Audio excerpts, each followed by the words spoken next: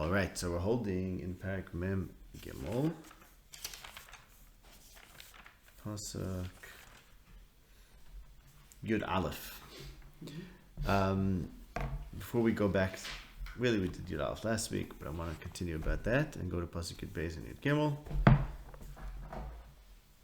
Yud Beis, at least. I just wanted to comment one thing. We've been looking a lot at almost Parak Zayin. And I noticed something that we didn't notice before, which is in the beginning of the parak, where Amos is shown three visions of destruction. Mm-hmm. And the first one is the goivai, grasshoppers, locust. And Pasuk Beis says, Parak Zayin Pasuk Beis says that the goivai was kilo le'echol as S10 ha'aretz. When the goivai was kilo le'echol as S10 ha'aretz, Amos said, Slachno mi Yakum Yaakov ki kotoinu. So when it was kilo lechel, and Parak Mem Gimel, the Parak we're learning down, Parak Mem Gimel Pasuk Beis talks about the fact that the Rav was kaved and there was kilo lechel. Mm-hmm. So we have the same expression of kilo lechel, and there's the kotoin Binyamin, who Yaakov is afraid that Vahiradim is sevosi. If something happens to him, and there in Amos it was kilo lechel, and Amos is interceding that Chadalno mi Yakum Yaakov can't survive this. Okay, just notice that. Okay, so another few words on the mincha that we started discussing last week. So last week we talked about the fact that the mincha obviously brings us back to the Gemalim Noisim Nechois Tzivalot, and this mincha, besides Nechois Tzivalot, also adds Dvash, Botnim, and Shkedim, which Shalom pointed something out. We'll get back to that.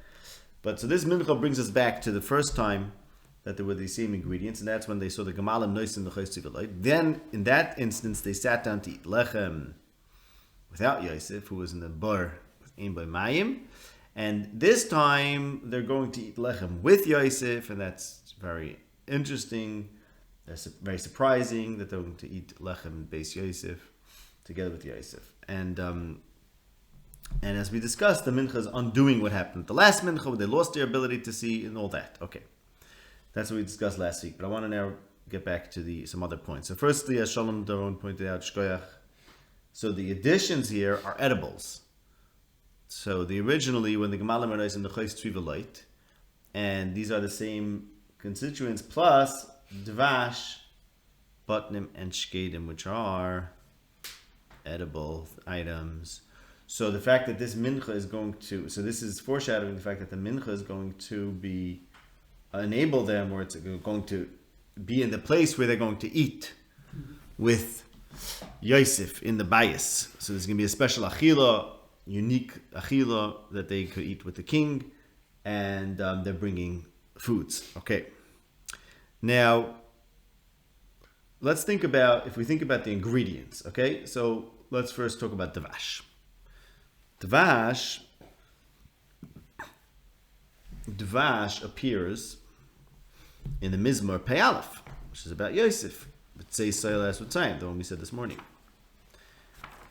And it ends with Be'echeleu michilev chito umitzur Dvash as bi'aka. So what did it say in Mizmor Pei Aleph? That we don't need the food of Mitzrayim.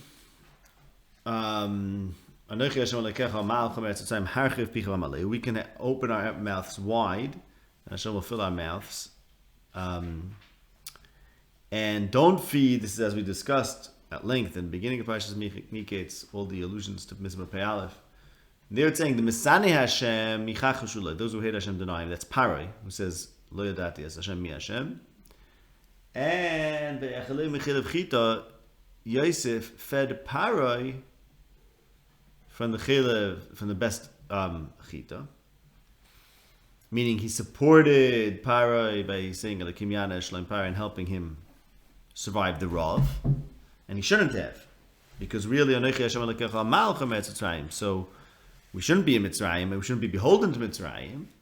And even though there's a Rav, as the Mizmor says, Hashem can support us, sustain us, like he did by Mei Meriva. And like he brought the dvash out of the tzur, which is dry. So here you think you need Mitzrayim, because Mitzrayim has the Nile River. But Hashem could bring the water out of the rock and bring the dvash out of the tzur. So why are you giving the chelev chita to the enemy who's mechachesh b'Hashem? Okay, that's one of the ideas in Mizmor Pei Aleph. And to remind you, we have Mizmor Kuf Mem Zayin. Also the chelev chitim, some gevulech shalom chelev chitim yasbiech, that the chelev chita is for the gevulech, it's for Yushalayim. By Yushalayim Hashem nitchei Yisrael lechan. It's not for Mitzrayim. So why are we giving the chelev chita to Mitzrayim, right? So there it says dvash. Okay, so here Yaakov is sending dvash in the story of this competition between Yosef, who's now identified with Mitzrayim, and the alternative is the lechem of Eretz Yisrael, or the lechem that comes to those who turn to Hashem. So, okay, dvash figures here, right? And also perhaps even the lashon umitzur, dvash as bieka, is like ma'at tzari and ma'at dvash. So that's a play on words. The tzur could turn into dvash. Okay. And the truth is that this idea of the kind of food that Bnei Yisrael should be sustained by. So in Mizmor Pei Aleph, what it says is, listen to Hashem and He'll sustain you. Mm-hmm. And we have the same thing as we mentioned in Mizmor Kuf Mem Zayin. Hashem who makes it rain. He sustains Yushalayim with chelev chitim. That's as opposed to Mitzrayim where it doesn't rain, etc. And similarly, Mizmor Lamed Gimel, 3 Mizmorim that we've been reaching to all the time. Parashat Miketz, Mizmor Lamed Gimel is also the same thing. It's l'chayoisam bara'av, right? It talks about how Hashem sustains people in a hunger. Hashem sustains people in a hunger who are Yirei Hashem, right? That's something we discussed a lot at the beginning of Parashat Miketz. Now, what I want you to notice is look at these three. So see, these 3 Mizorim have come up again and again and again, and they all have the same idea. A lot of the same ideas, a lot of overlap between the 3 Mizorim, and they all talk about the same idea about who is sustained by Hashem and how, in contrast to the people that get sustenance in the deficient way, which is not dependent on Hashem. Okay, those are the 3 Mizorim.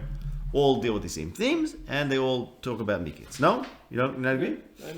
They're not weighting them the same way. They're what? No, but they all have. In Mizmor Lamed Gimel, Sheker Asus, and in Hashem Alibeav, those are the ones who are going to survive the Rav. In Mizmor Pei Aleph, we have don't bow to Be'el Nechor. Hashem will take you out of Mitzrayim and sustain you. And in Kufim Zayin, Lo B'Gvur Seichpat, so it's Hashem Alibeav, Mecham Mechasdoi.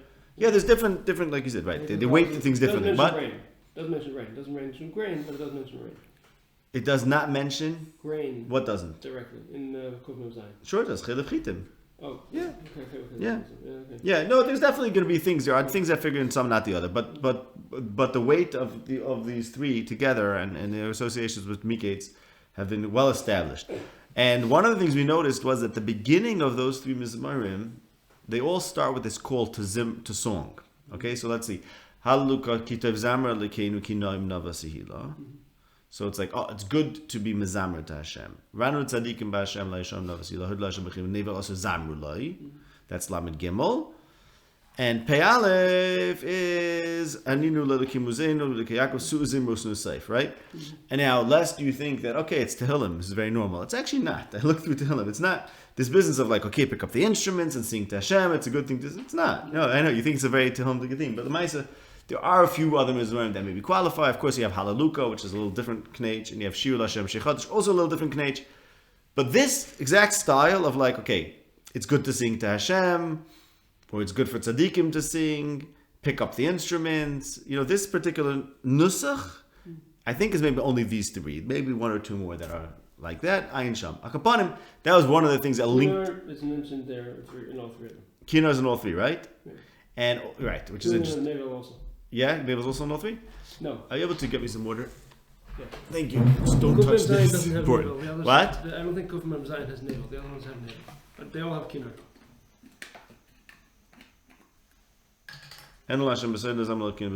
Okay. Right, so Kufim Zayin doesn't have Nevel, right?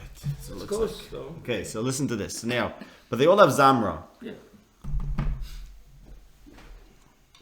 So now going back to our pasuk, and they all talk about the two aratzes. I mean, at least the two. They all talk about aretz. They all have the aretz. Mizmor Lamed Gimel doesn't explicitly contrast Eretz Yisrael with Eretz Mitzrayim. Okay, but it does talk about the aretz. And here we have Zimras Aretz. So Yaakov is saying, take from the Zimras Aretz. Zimras Aretz means, according to Targum, Rashi says, the things that they sing about in the Aretz. Now, why? So basically it's like this. So that you have these three Mizmorim, which have this call to song. And the call to song is about this theme of who Hashem supports and how we can get supported. Why is this theme, Dafka, prefaced with a call to song? I don't know. Like this idea about the contrast in Yisrael and Mitzrayim, and the fact that Yisrael can be wonderful, and it's superior to Mitzrayim to be supported from Hashem through Yira and Dvar Hashem. Why is that something Dafka that is associated with the song? I don't know. I really don't know. It's an interesting question. I think it's a very interesting question. But Linyanenu, I would think that maybe it has to do with the Zimras Aretz. That Yaakov is sending a message over here, right? We have this whole competition between the Lechem of Mitzrayim and the Lechem of Bnei Yisrael. And now they're dependent on Mitzrayim. But here there's a message, and there seems to be a tension between them, right? There's the Mitzri Mahalach, and then there's the Shvatim, and they're clashing. Eventually they're going to reconcile and work together. That's about to happen. They're going to eat lechem together. That's leading into this mutual relationship where they actually come back together, and as we've been discussing, and everything's going to be great.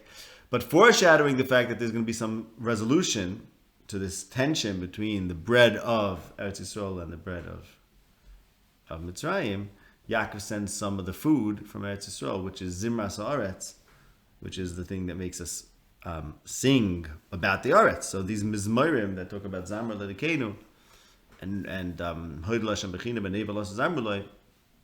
So that's this theme about the Zimras Aretz, the song of the Aretz.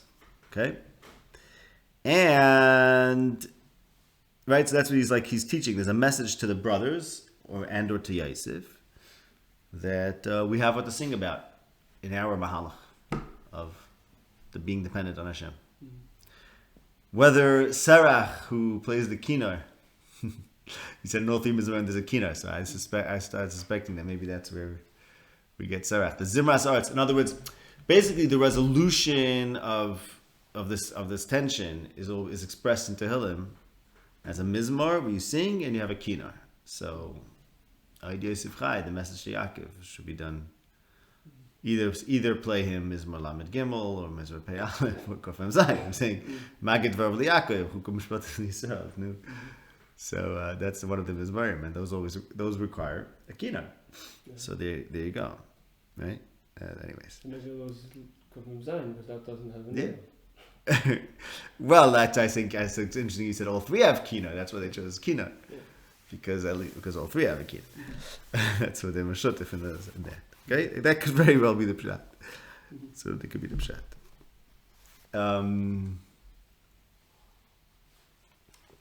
Yeah, I mean, of course, this could go both ways. In other words, the medrash developed based on these mizmarim, or the mizmor said kina because Sarach played a kina. So all the mizmarim that are about this story have a kina. That could also be. Anyways, okay. But now we have a question over here. There's one other thing over here which you have to notice, which is, so here we have the thing. We have this idea that we have the Zimras Aretz. Zimras Aretz in these Mizmarim. If we start to these Mizmarim, what's the song of the Aretz? That Ein Hashem Alirev, the Me'achim L'chastoi, Harchav Pich V'Amalehu, and Roitz Hashem Alirev, Me'achim L'chastoi, right? But Lamaisa, we're going down to Mitzrayim. So what's going on? Yeah, here you have the Zimras Aretz. The song of Eretz Yisrael is that Eretz Yisrael is self-sufficient. We depend on Hashem. We don't need Mitzrayim. But we do need Mitzrayim, right? So Lamaisa, what do we need Mitzrayim for? Look at Perek Mem Gimel Pasuk Beis. Shuvu shivulonu ma'at oichel. Ma'at. Yeah, and there's another ma'at over here, which is that he sends ma'at tzuri, ma'at devash, right? So I would suggest like this. if the Zimras Aretz, the song of the Aretz, which is that Eretz Yisrael has its own lechem, and Hashem takes care of Eretz Yisrael and his Nidchei Yisrael and Bani Yisrael Hashem, and he's some Gevulei Shalom Chilev Chitim Asbich. Okay, we're going down to Mitzrayim. Teretz is Ma'at Oichel. That's a Teretz. But we're good. The long run, this is the Mahalach is Eretz Yisrael. There's this temporary deviation. Mzonish meinen that now we're going to Mitzrayim, we're switching flags. No. Really, we have the Mahalach of being supported by Hashem, but Ma'at Oichel. If that's the case, so it's mamish like in Mizmor Pei Aleph, where it says, Kim'at Evei Machnia, Lu Amishemei Eli Yisrael B'Drachei Alechu. So Hashem will support you, not Mitzrayim. What's going to happen to the enemy of Mitzrayim? Kim'at Evei Machnia. I mean, he clearly has some ascendance. He clearly has some power. But only a little bit. And therefore, in a little bit of time, and therefore don't worry about them. Just deal with them at. So similarly, we have this Yaakov, the subliminal message of the Zimras Haaretz is, all we need from you guys is ma'at. Because pretty soon you're done. I'm asking you for some more. I'm very... Why should we need anything at all from them if they're... Because we don't know why, but in other words, we have to acknowledge the reality that we need him, but we also insist that there's something wrong with that, something far from ideal, and therefore it must be that's only going to last for a short time. So you're saying that it's not. We do not have to assume that if we need them at all, that it's because of a failing in us. And maybe it just... Well, maybe it is. No, but given that it's a failing, that means it's only temporary. Because every failing, if it's truly a failing, either something wrong with the world, or in which case it's not a failing. I mean, if it's a failing, that means the world is supposed to tend towards Hashem's world is supposed to tend towards fixing it. Yeah. So it's ma'at. Yeah.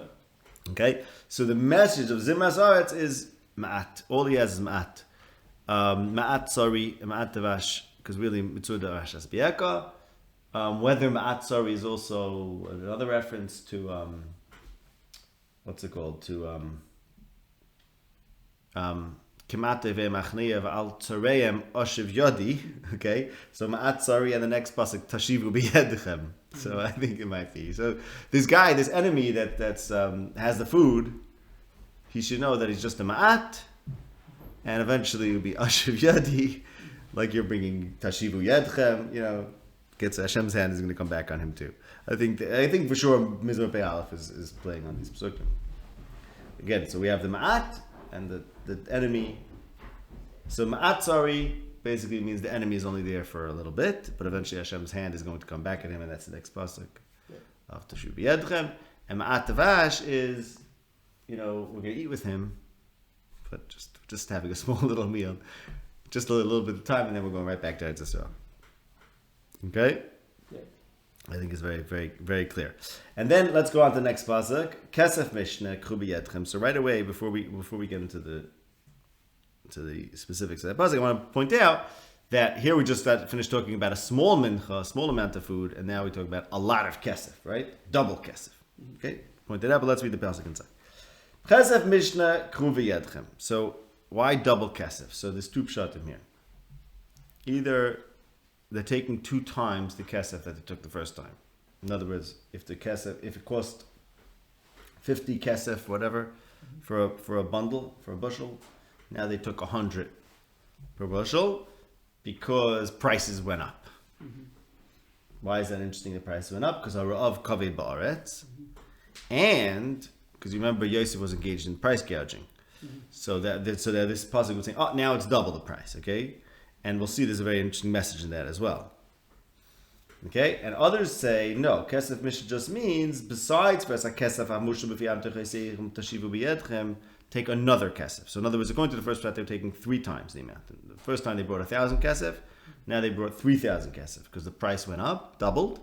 So 2,000 Kesef are buying, plus the 1,000 Kesef that was B'am Techesechem. According to the first pshat, they only took 2,000. And what supports the first pshat, many people bring this raya, is that if you look at pasuk Tezvav, it just describes that they took Mishnah Kesef. It doesn't say 3 times. It doesn't say Mishnah Kesef plus the Kesef HaMushav. So apparently Mishnah Kesef is inclusive of the Kesef HaShabam Techei Seichem. So Mishnah Kesef means a second Kesef. And then he says, take a second Kesef to buy with. In other words, so Yaakov is like this. To do purchases, don't use the first Kesef for your purchases. Rather take a second Kesef that you can use for purchases, because the first Kesef I want you to return. And then when the pasuk says they took Kesef Mishnah, that's Koilel, the first one as well. But here it's explaining, take a second one, because the first one you're going to return, Ulai Mishkehu. Okay. Now just agav the fact that the Kesef is B'yedchem, it's like the pasuk says V'tzarta Kesef B'yedchem, but also, I think, and the Mepharshim say this, that the point is take it and be ready to pay. In other words, be ready, have it available to show that you want to return it. That's B'yedchem. Okay, now going back to the point I started. So he's telling them take ma'at tzvi ma'at devash and a lot of money, double the amount of money, right? So in order to understand this contrast, we have to get back into the question of what's this whole business of the kesef. We have to understand what was this whole drama of the kesef, right? What was Yosef trying to achieve? Kesef ended up coming back. What's this all about? So we discussed the following. I won't go into all the pratim because this is things we've done already, but we'll talk about what's relevant to this pasuk. The message to them, yes, we're doing the kesef to them, is that they have an unhealthy relationship with kesef. They sold Yosef for esrim kesef, and we're going to get back to the psukim and keheles that are relevant to this parsha, where there's this problem of the people who love kesef as opposed to the one who has the right perspective. So there's a whole fight over here about who has the wrong relationship with kesef. Yosef tells him like this: you sold me for esrim kesef. You have a kesef problem. Oyev kesef lo yispa kesef. We'll see. So he gives him back the kesef as if to say, you can never get enough kesef. Additionally, Yosef is suspect for trying to amass kesef, right? Which he does. In fact, he amasses kesef. But ultimately, he's going to support them. He's going to support his family. So, which he's going to say the whole purpose of me being here was to support you. So he's giving them back the kesef that they brought from him. There's 2 messages there. One message is, I don't want kesef. I want to be supporting you.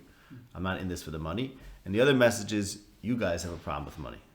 Okay, and there's 2 messages as we discussed, because there were 2 discoveries of the kesef.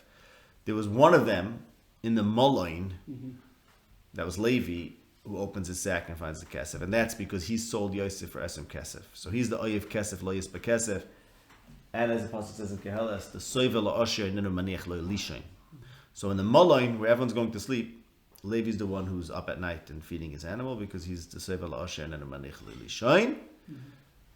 He's the Ashir. Why is he called the Ashir? Because he sold Yosef for Esrim Kesef, and Esrim, again, Eser and Ashir of course go together, but Esrim is like double Eser, so that's a symbol of Asher, I think. I assert. Yep, I know. And so that's one message in the Kesef is here Levi has the Kesef because he wants Kesef, and the other message of the Kesef is Yosef doesn't want the Kesef, he's willing to give it back. Okay. Those are the 2 discoveries of the kesef. So now what's going on over here is like this. What about Yosef's problem with kesef? What? What about Yosef's problem with? No, so by giving it back, he's saying I don't. He's trying to say I don't really care about kesef. I really want to support you. Why is he doing the whole kesef thing? Because he's under Paro. He has to work for Paro. He has to do what's in Paro's favor. Paro wants the kesef, and the interesting thing is that Yosef knows things about Paro that Paro himself doesn't know, because Maisa, it's Yosef's idea, but. Okay, that takes us back to the chalomis and things, right? So now, when they're giving back the kesef, what's their message? We don't want the kesef, right? There's the whole fight. No, we don't want kesef. We don't want kesef. So let's see what it says in Keheles about this. So that's the thing. I think the ma'at oichel, the ma'at tzri, ma'at vash, all we want is ma'at oichel, and And we don't want kesef. Everyone's giving everything back, right? Yosef is saying, you take the food, you want kesef. I don't want food, and I don't want kesef. And they're like, we don't want kesef, and we don't want food, basically. We just want ma'at oichel, and we'll give you all the kesef back. Mishnah kesef. Okay, look, take a look at Kehelas Perek Hey.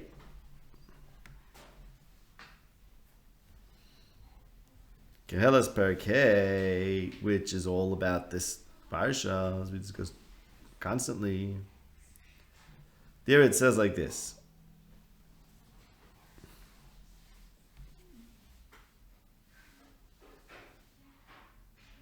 Let's look at this pasuk first. Okay, so you have pasuk Tas about the oyev kesef who can't be satisfied. Okay, well let's look at pasuk Yud Aleph. Mesuka shenasa oived ima'atim harbe yochel. Someone who works, whether he eats ma'at or harbe, sleeps sweet, has a sweet sleep. So ironically, the Asher who has more can't sleep. Right? So we spoke, this is Levi, who is up at night in the Malone. While the Oived doesn't have to eat a lot. He sleeps sweetly. So that's their message over here. The message is that we don't need harbe, right? They said ma'at devash, because all we need is ma'at oichel. All we need is ma'at oichel, because we're not looking for sava and ashiras. That's not what they're interested in. Well, Yaakov says this also. He's the one who says in the lechem lechav v'yagid levash. Right. Like a ger. Right. You need a little. Yeah, only a little. Right. He's not looking for soiva, he's looking for ashiras. But instead they'll have masikas. So again, I would suggest also that's the dvash over here. It's a remiss to masikas. Ma'at dvash. Ma'at dvash is like the ma'at in harbe, yoichel. If you're the right perspective, then even ma'at can lead to masikas.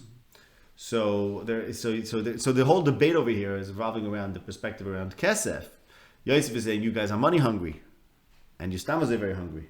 You still want a lot of tuah, you want a lot of oisher, right? And you see the last pasuk over there in Kehelas also, on two pasukim prior, oyev kesef lo yispa kesef, miyavim lo yisfua. So there's the person who loves kesef and is never full, and never enough tevuah if you want a lot. So this is what the charge against the shvatim is, and they're saying, no, we don't want the kesef. In fact, we don't even want hamoin tevuah, we just want a ma'at, and the faket will have great sweetness from the ma'at. So that's the remez of the ma'at devash. Now I want to show you other things. Oh, so then just right. So Mishnah Kesef is like returning the Esrim Kesef, because Esrim is double of 10. And therefore Mishnah Kesef, okay? Fine. Let's say that. Now I want to show you other things in Kehelas over there, Parakeh, which are related, seem to be related to this whole story. Things are not absolutely clear, but the Ramazim and the Tushel seem to be compelling. The exact lumdus, how this all comes together, is not so clear to me. But I'll show you. So what I'm going to show is just show you a few psukim in Kehelas, which seem to connect to this story, and they're in Parakeh. Okay, so let's take a look at obviously the beginning of Parakeh. We spoke about so many times how it relates to Yosef, so we don't have to review that. I want to look at Parakeh pasuk Zayin. Im oishik rosh v'gezel mishpat v'tzedek tir v'amedina al tisma lachefetz. So according to some of the farshim that I saw, it means the following. If you see the abusing of the Virash and the denial of Mishpat and Tzedek in the Medina, don't be shocked. So basically, if you see petty officials who do all sorts of corruption, don't be shocked, because they have people above them who are doing the same thing to them. That's what the Mepharshim writes, which I think is a very good shot. That basically, don't be surprised that the people in power are abusive, because they have people above them who are abusing them. So everyone's abusing everyone. So that's why they're abusive, you know. Yeah, very good shot. Corruption starts at the top. Starts at the top, and the lower guys are just corrupt. Yeah, exactly. Everyone's abusing whoever they can. So now let's go like this. So now Yosef the brothers see Yosef doing Oishik, Rasha, Gezel, Mishpat, Tzedek. They're like, oh, he's framing us, and he's going to take us and our chamurim as avadim, right? The whole thing was a framing. The whole thing was a oishik of rush, and gezel of mishpat and tzedek. So what's pshat? Why is Yosef being so abusive? The answer is because gavaya mal gavaya shomer. he is under pari. You know what pari is like? Now the question is, right? And because it's all we're blaming it on pari. Pinning the blame on pari all starts on pari's bad midas. But take a look at the next pasuk. Maybe really, who's the real king of Mitzrayim? Yisron Eretz Bakolu Melech LeSoda Nevad. Even the Melech is an Eved to the Soda, meaning ultimately the whole kingdom of Mitzrayim and the whole Malucha depended on the Soda. And right, and Yosef is the one who controls the Soda. So maybe he's the real king of Mitzrayim. Okay, and maybe the buck stops at Yosef. That's the debate over here. So who's to blame? And the truth is, I'm saying, I don't know, again, like I said, I have to work this all out, but the truth is, in the story where Yosef is abusive towards the brothers, by framing them, that's what they think he is, but ultimately he says, nah, everything's good. I have your money, it's fine, God gave it to you, which means he's not doing Oishik, right? So maybe that's the Shak V'Tayr. Originally, it seems like he's doing Oishik and an Altisma. By the way, Altisma, I forgot to say, Altisma says, by Yismahu is Shalachiv, when they found the money, they're by Yismahu. What's going on? Is someone framing us? But no, Altis Balachev. Why would we be surprised someone's framing you? That official he's being near by the higher official. But on the other hand, Lemaisa, he wasn't framing them. Why? Because actually he's the highest position in the whole time. So if he has good midas, that works. Doesn't matter. He's not beholden to power. Power is beholden to him. They thought they're going to Messiah, and this is how Mitzrayim is. It turns out he's exactly. They thought that power is kaveh the nature of Mitzrayim. So therefore, really Altis Malachef, it shouldn't be so surprising. But it was surprising. It wasn't actually true that Yosef was abusing them because he's actually the real power there. Except he's Oishik. He's Oishik the Mitzrim. So he's Oishik the Mitzrim, but he's not Oishik his brothers. Okay, that's interesting. So in other words, he's like Mitzrayim. Basically, sort of. But what that suggests, like I said, we have to work this out. There's I think new ideas. We have to see. But that suggests like this: Klape Mitzrayim, power is the king. Mm-hmm. This whole business that the real king of Mitzrayim is Yosef is only Klape B'nai Yisrael. No, in other words, he's going to allow Paro to retain his kingdom. L'gabe Mitzrayim. Okay, why did he do that? Say it. That was the time. That's the old time. Right? It's the same old time. Why is he doing Shlem Paro, right? Exactly. Okay. Now, one more thing. A few more things. Two more things. Yaakov says, give back the Kesef Ulai Mishkehu. Maybe it's a Mishke. Now we look at the Mishke business. Look at Pasuk Hey, Parakei Pasuk Hey. Not a good excuse. You can't say it's a shkago. Now, what can't you say it's a shkago? Right. So here Yaakov is saying it's a Mishke, and here in Kelos it says you don't claim it's a shkago. Now, what's the problem? For this parak, for this Tzushtel, it suggests that there was a major taina against the brothers here. And you look at Pasuk Gimel and Parakei and Kelos, Pasuk Gimel and Dalid, that introduced Pasuk Hey. What it says over there is that if you owe money, or if you take a vow to give money, don't delay. You have to pay. So now they're coming back. A long time later, they were Sameah, right? Lula Hismamonu. They were Hismameh. And they come back a long time later and they say, we want to give back this money because it was a Mishke. So where were you till now? Yeah, it's a big time. What do you mean, Achal Shalmoi? Some of the Farshim asked this, by the way. Well, they use this to explain certain... The way they presented the story was not quite like it happened, and some of them say, yeah, because they were trying to give it a teretz why they didn't return it. Why did they return it? They were Baderech Bamolin. It's not like they only found it when they came home. Baderech Bamolin. Say that. You can't return it. It's like, we had to come back anyways to get more food, so we returned it. No. What would have happened otherwise? So taina. Akapanim is a taina. I don't know if it's, what the answer is, if the taina turned into anything, but from this tzushtel to Kahela, since it's here, right, where it's about the Mishka and the Shkaga, and here it's about you are actually incriminating yourself. Don't think you're not incriminating yourself. You are, by returning it maybe, and the Shkaga argument doesn't hold water because you're late. That's what it suggests over here, and that all fits in very nicely. I don't know what the ramifications are, but the parallel is striking. Okay, and then in the end of Parak Daled, the last pasuk in Parak Daled talks about to be careful when you go to Beis Elokim, and you should be closer to listen than to give a carbon. So the fools don't listen, and then they bring a carbon to be mechaper, and you're better off listening. Ki einam yodim las Yisrael. So that's a difficult pasuk. Last the Gemara talks about it. But here it says, in our parak, it says they returned the money and said, Lo yodanu misam kaspedu am tochiseinu. Lo yodanu, right? So they did raw, They took the kesef, but they can't even. I want to say they don't even have a good way to present their evil. In other words, when they're coming back, Tesak Ksidim Zevach is like this. Here they're coming back and giving a mincha to be mechaper. But they should have listened in the first place. Why? Because even when they're coming back, they're not even doing a good kapar. Because we don't know how this happened, and they're coming back late. So maybe they should have been Shemeya in the first place. Shemeya is what Yosef all he ever wanted was Shimuna. So Karv the Shemeya Tesak Ksidim Zevach, Kedman Maz Ezra, they should have been Shemeya instead of brought their Zevach and Mincha to make up for their foolishness. Because their Ra itself is with this lack of idea, and then they come and say Shkoga, and it doesn't work. Shemaya when he said Shimura. Yeah, back when he said Shemana. Yeah. No, I'm saying the reason why the curve of Shemaya is that had they only been Shemaya, the two alternatives to Shvatim were they could have been Shemaya when he said Shemana. Instead, they weren't, and that led to all sorts of problems. And now they're trying to make up for it by bringing the Mincha, which is like a Zavach. And at the same time, the Einam Yodim Las Yisrael, they're not taking responsibility for what they did. They're saying, I don't know how this Kesef got there.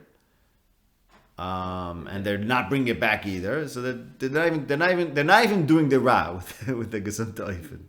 Which is interesting. No, I don't know what this Einam Yodim Las Yisrael mean, but it is interesting how the a few psukim later it says, don't claim Shkaga. Right? So Shkaga is not a good excuse. So Einam Yodim Las Yisrael is the same thing as Shkaga, right? It's like, you're doing rub, but you're not even amazed on the like Chach be amazed, and then maybe you'll fix it. But just say, I don't know how this happened. It's a mishka. There's big tightness against that, because then maybe you should have been here earlier and whatever. All sorts of other claims it could be on mishka. Okay, again, like I said, I've never worked that at all. Another thing I want to say is like this: they were afraid, right? It says Vayus kaspeim hemavayim vayiro, and then when they brought back their money, we'll see a few psukim later. It tells them altiro, because they were afraid, right?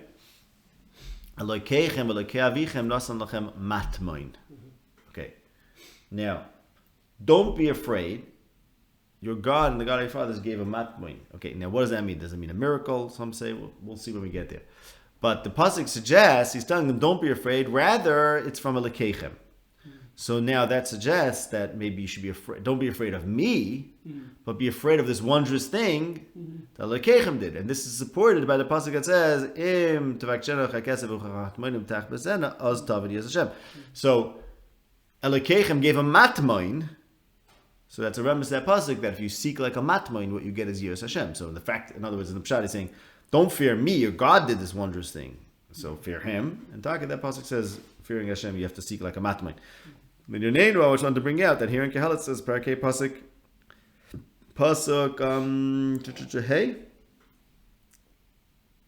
pasuk vav kisel kim yira, right? Fear Hashem. Parakeh pasuk vav and Kehelet, fear Hashem. Elikim yira, and kim yira figures a lot in this Yosef story, but also particularly over here in the matmoin that they said it's a shkaga is supposed to lead them to fear Hashem, because he's telling them don't be afraid of me. Rather, this came from Elikim, and therefore, as I said, fear him. Okay, leave it at that. What? Yeah. What about it? He has dreams. He interprets dreams. He has lots of havalim. Yeah, for sure. He talks too much. Yeah. That's all those. He gets to